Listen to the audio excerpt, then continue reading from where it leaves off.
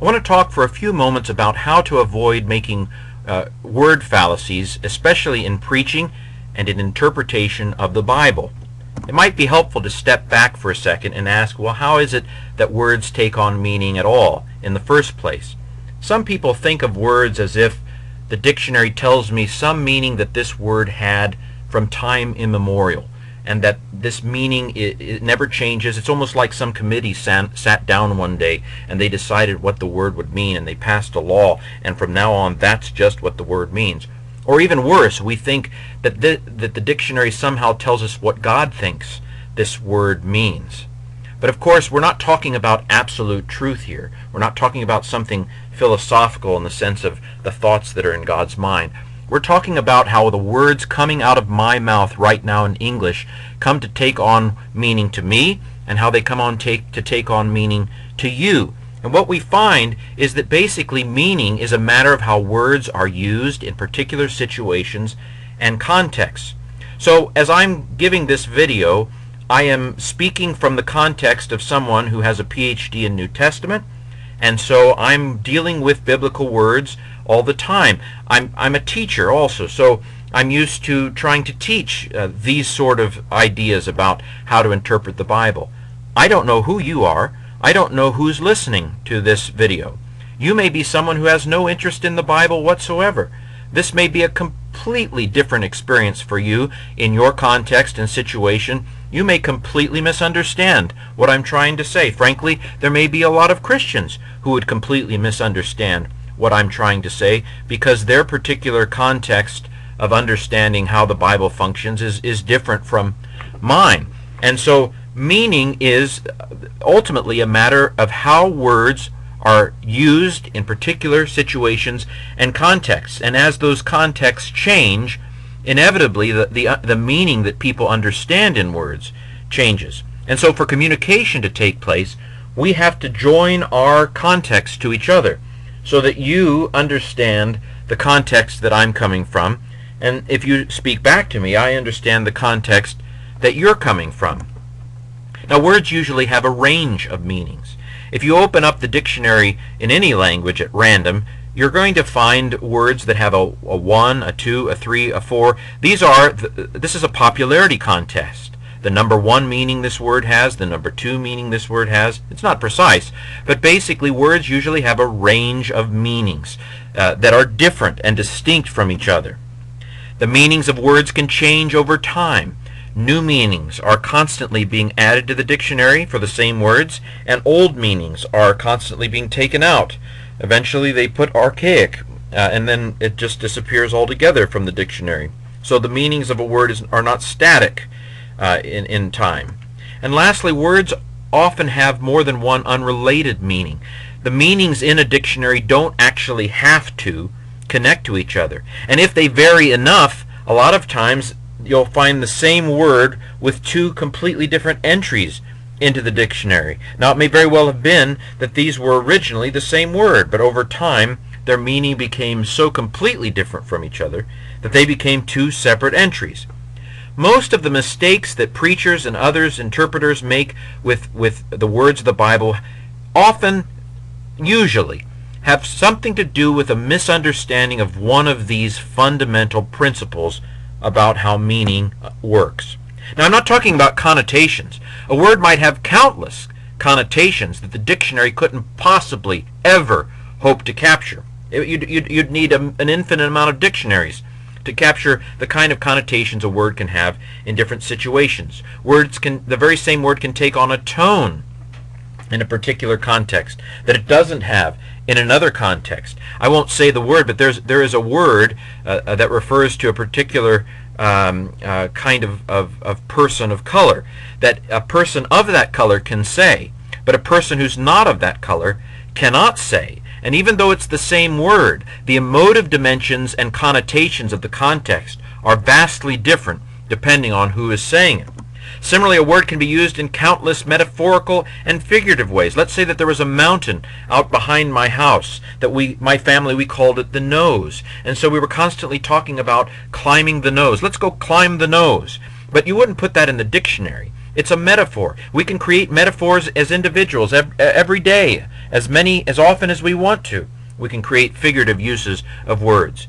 In this, when we're talking about word studies, we're talking about something much more basic. We're talking about the basic meaning that the public shares in common, that the public shares this range of meanings for particular words in the way that the public in general is using the word. Let me give you an example from the New Testament, the Greek word pistis. It's the same Greek word, but it is translated in more than one way in the New Testament. Why? Because it has a range of meaning.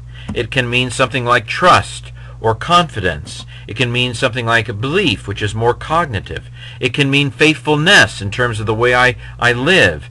It can mean a collection of traditions about beliefs and practices. And it can mean a proof. Actually, this meaning, number 5 here, is not in the New Testament, but it appears in some non-biblical Greek literature for the word. So these meanings do, in this particular instance, seem to swirl around certain common features, except for maybe proof. Proof is something different.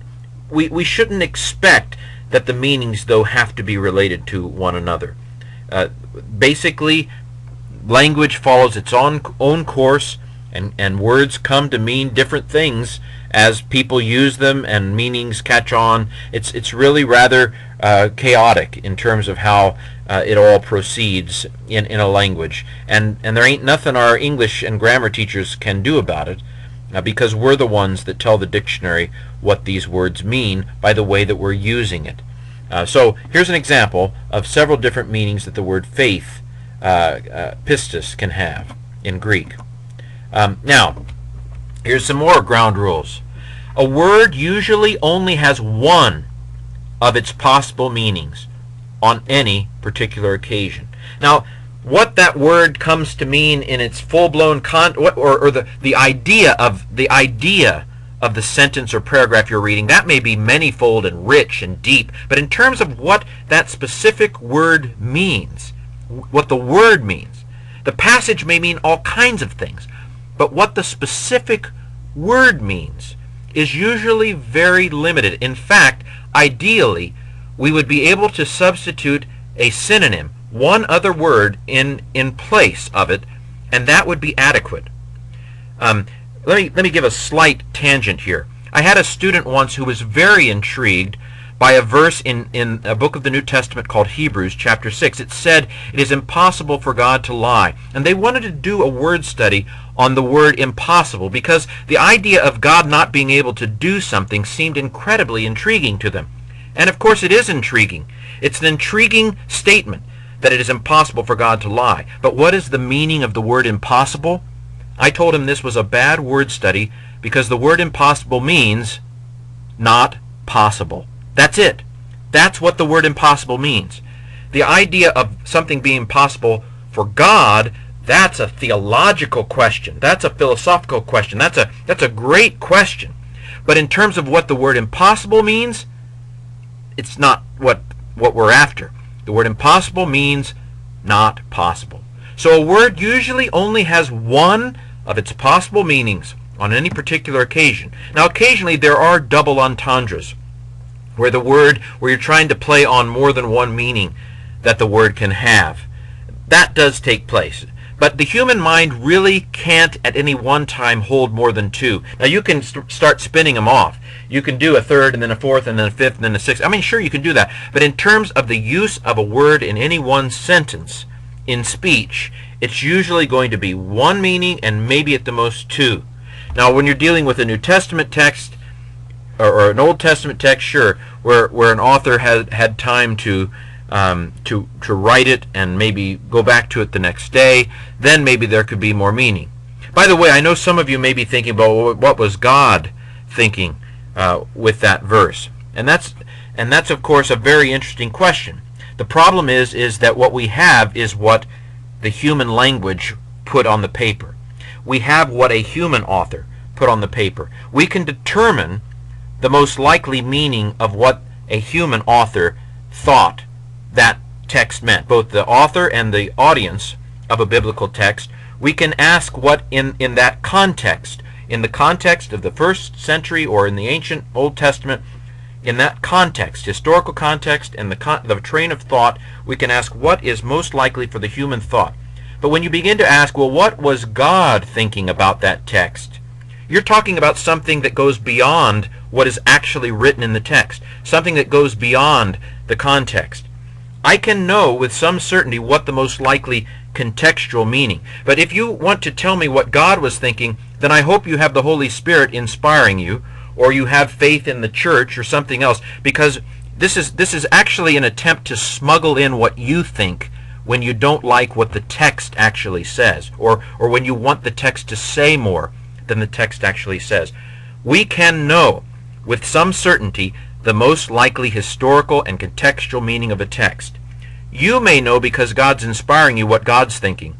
But what you can't do is you can't say, well, I know that the most likely historical meaning of the text is this, but I'm going to bring in all this other stuff that I think the text means. You can do that if you're inspired. Maybe you're a prophet, or maybe you believe that the church knows that stuff. But don't think that you're getting that from the Bible. That's not the Bible. That's you inspired by the Spirit, or the church inspired by the Spirit. Do you understand what I'm saying? That in terms of what a human reader of that text or human author of that text might have understood those words to mean, it's going to pretty much only have one meaning, one of the meanings that that word can have. The rest, and again, I'm not saying not to do it. Maybe you're inspired. Maybe you have access to somebody who's inspired. But in terms of what that word meant to Paul, or the human author, and what that word probably meant to the audience, then we need to talk about context, and a word usually only has one meaning on any occasion. So here's the rule for the original meaning. Don't read more meaning into an instance of a word than the context demands.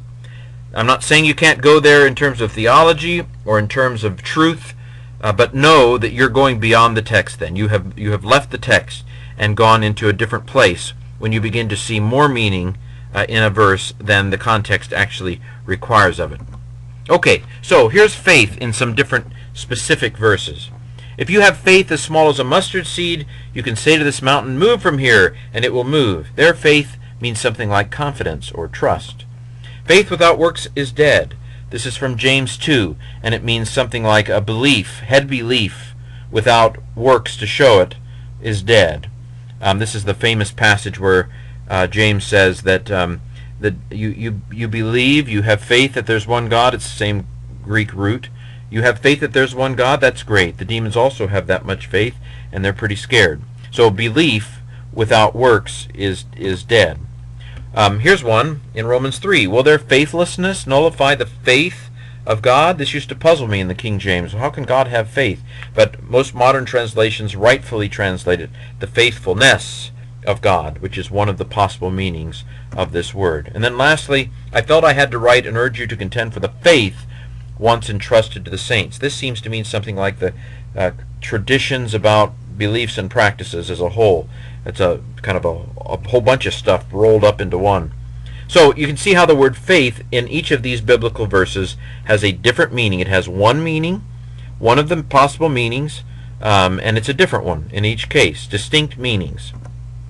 Okay, so what are the main word fallacies? First, there's the fallacy of anachronism.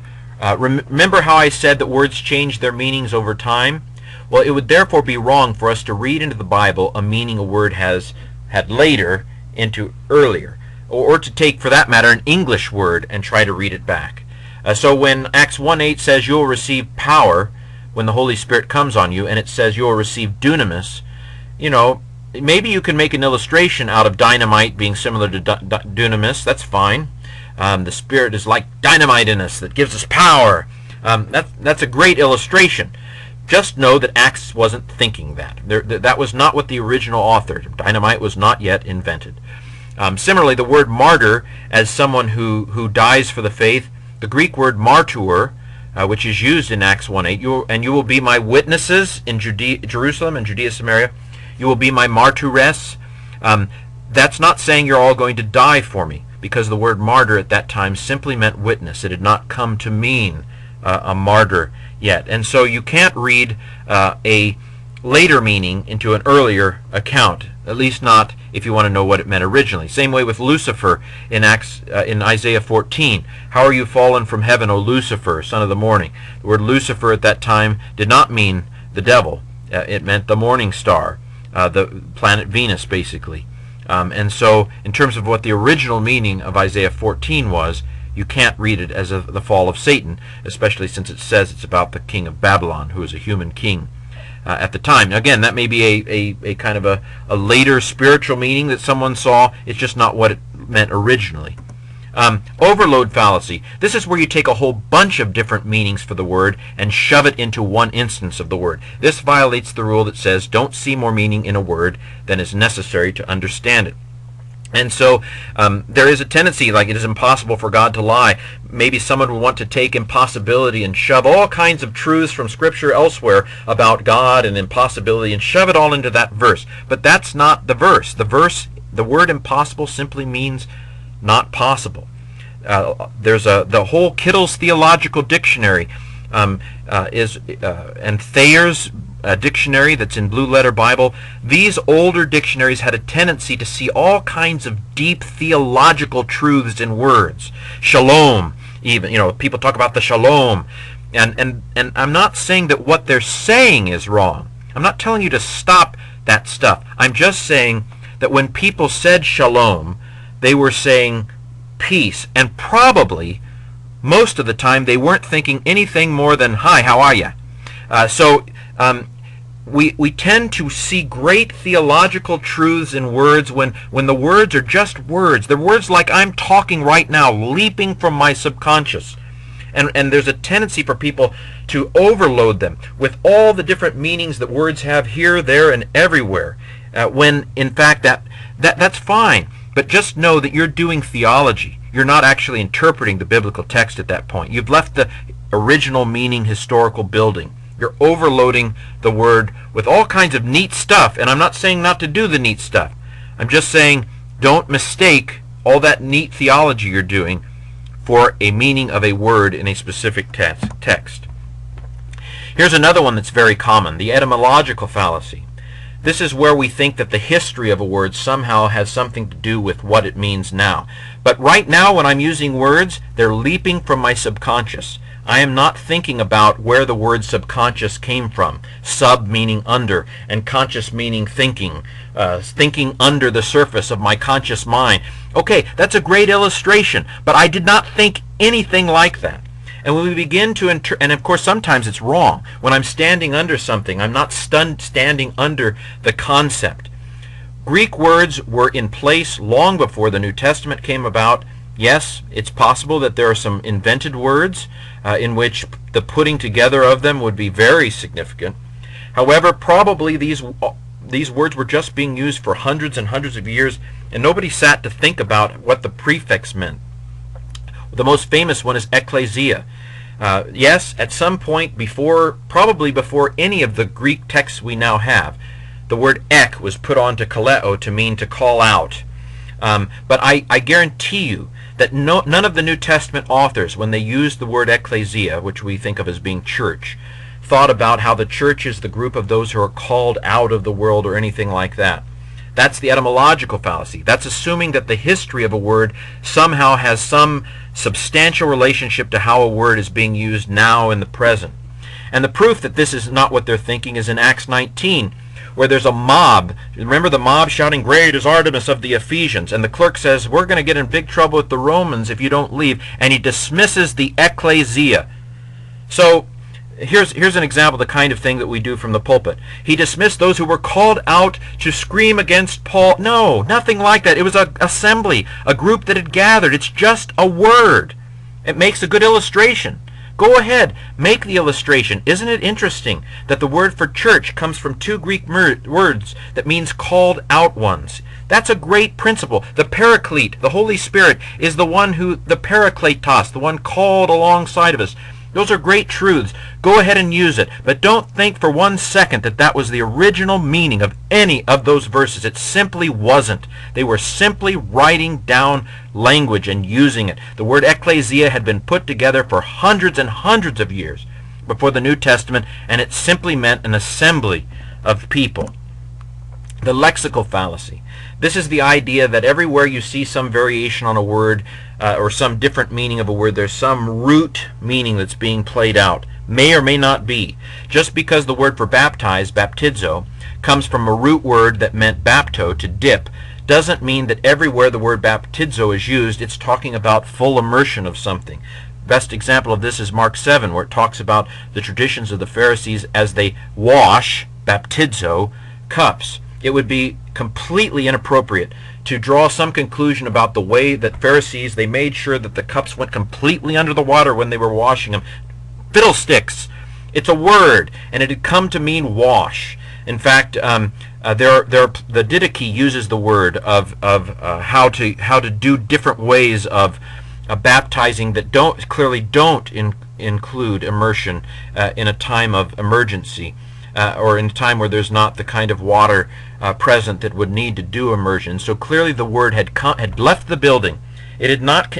Just because the word historically in the past may have had some meaning that had to do with dipping, or a root form of that word means to dip, doesn't mean that that everywhere for all of history, wherever the word baptizo is used, it has to mean immersion. That's a misunderstanding of how language works. The same thing with the word for sin. It doesn't matter whether somewhere in ancient Greek literature someone used the word hamartano of missing the mark.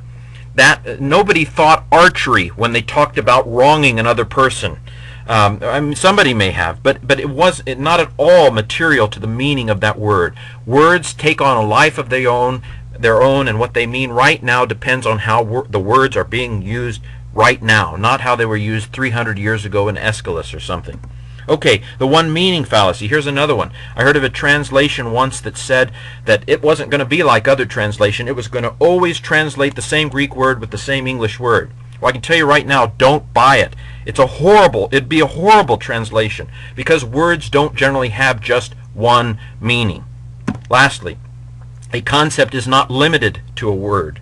That just because a specific word is not present doesn't mean that the concept is therefore completely absent. And meanwhile, a concept is not exhausted simply by one word. There's more to a word than just to a concept than just a specific word. They don't map onto each other exactly. Just because the Hebrew word for chesed, for covenant faithfulness, or however you want to translate it, is not in Esther, doesn't necessarily mean that the idea of God's faithfulness to Israel in that sense is not present in Esther. So these are some of the basic word fallacies, and you find them over and over and over again done from the pulpit.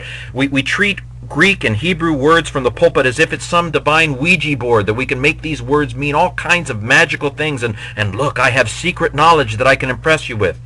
Now, a lot of what we do with those words is fine. I mean, they make great illustrations. I'm not saying that you can't use these kinds of things for illustrations. Just know that you are illustrating a truth, or you are talking theologically about the text, but what you are not doing is you are not interpreting the text. You are not reading the text in terms of what it really, actually, originally meant. And that's okay. Just don't confuse the two. So this has been a few thoughts on word fallacies and how to avoid them.